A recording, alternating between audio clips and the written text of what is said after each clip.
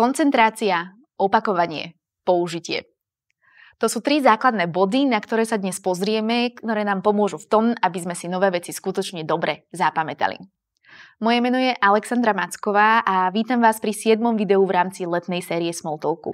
V rámci nej sme si ukázali, ako rozvíjať Smalltalk o našich krajinách, na aké veci si dať pozor, aby sme si udržali sympatie, no a zároveň sme si tiež tieto jednotlivé veci zopakovali. Pretože, ako si to už x-krát počuli, opakovanie je matka múdrosti. Alebo v angličtine repetition is the mother of skill.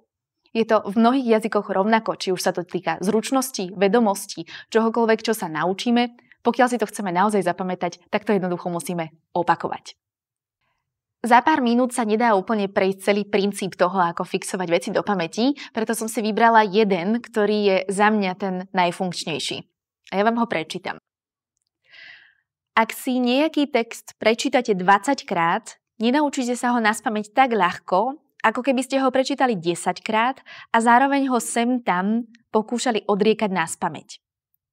Zvláštnosťou našej pamäti je, že sa nám informácie vtisknú lepšie, keď si ich opakujeme aktívne, nie pasívne.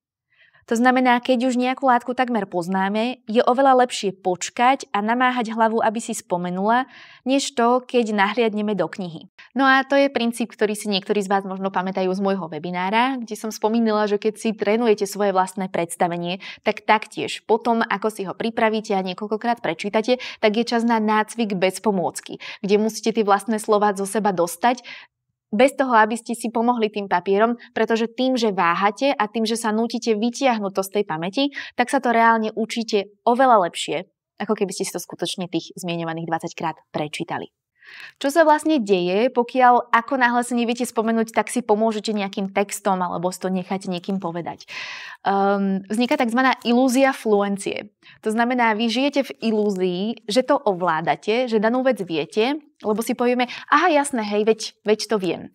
A udržujete sa práve v tom iluzionistickom vedomí, že niečo ovládate napriek tomu, že sami ste na to neprišli. Takže technika číslo 1 pri osvojovaní si a vkladaní vecí do pamäti je nútiť sám seba tú vec reálne aktívne použiť. No a súvisí to vlastne aj s tým spomínaným diskomfortom v predošlých videách.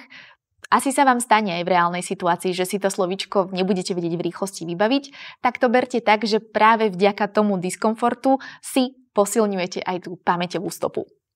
No a v rámci toho reálneho smalltalku alebo reálnej konverzácie tiež môžete využívať práve tú techniku opakovania. Ak počujete, že druhá strana používa slovíčka, ktoré vy si viete zafixovať len sťažka a že vám niečo hovoria, ale sami ich nepoužívate, tak môžete použiť techniku mirroringu a tým pádom si zapamätáte lepšie slovíčko a zároveň pôsobíte ako aktívny poslucháč. Čo tým myslím? Počujete, že niekto používa slovíčko responsible, ktoré vám často vypadáva a povie napríklad, Peter is responsible for education in our company. Tak keď budem zhrňovať, čo mi druhá strana povedala, tak si poviem, so you said Peter is responsible, right? Použijem tamto slovo aj ja a vďaka tomuto aktívnemu opakovaniu ho opäť fixujem do pamäti viac ako čokoľvek iné, čo by som s tým slovom mohla robiť. No a ešte som spomínala na začiatku veľmi dôležitú zložku pamäti, obzvlášť v dnešnej dobe, a to je koncentrácia. Asi si viete predstaviť, že pokiaľ sa s niekým bavíte a myšlienkami ste na polovicu, pri tom lepšom prípade niekde inde, tak z toho veľa nového asi nezafixujete. A je to skutočne kľúčová vec v dnešnej dobe, obzvlášť pre pamäť. Dokonca sa prišlo na to, že nám priemerné IQ v populácii pomaličky klesá, čo už sa veľmi dlho nestalo a je dosť možné, že to súvisí práve s koncentráciou. Takže pokiaľ sa budete chcieť skutočne či už o niekom niečo nové dozvedieť alebo si zapamätať akúkoľvek informáciu, tak sa pokúšajte naozaj 100% koncentrovať a pomôcť si môžete práve tým, že si to budete nahlas opakovať a nahlas sumarizovať. No a pokiaľ by ste si chceli pozrieť ďalšie výborné rady z mojej obľúbenej knižky, čo sa týka pamäti a koncentrovania sa a učenia sa nového, tak sa volá Ako sa učíme od Benedicta Careyho.